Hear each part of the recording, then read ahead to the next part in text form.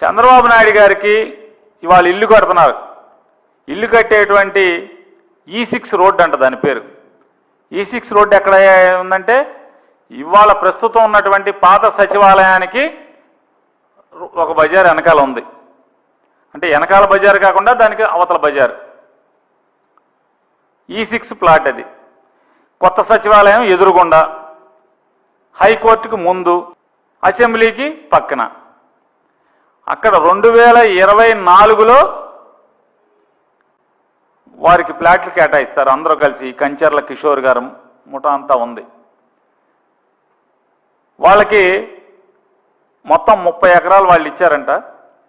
30 ఎకరాలకి 5 ఎకరాల చిల్లర ఒకటే ప్లాటు సెక్రటేరియట్ ముందు, హైకోర్టు అంటే వీళ్ళ ఇంటి ముందు సెక్రటేరియట్ ఉంటుంది, ఇంటి వెనకాల హైకోర్టు ఉంటుంది, ఇంటి పక్కన అసెంబ్లీ ఉంటుంది, ఇంటి ముందు పెద్ద రోడ్డు ఉంటుంది. 2024లో వాళ్ళకి ప్లాట్ ఇస్తారు అక్కడ. మరి అప్పుడు దాకా 2024 దాకా ఈ కంచర్ల వాళ్ళకి ప్లాట్లు ఎందుకు ఇవ్వలేదు? ఇప్పుడు కొత్తగా ఎందుకు ఇస్తున్నారు?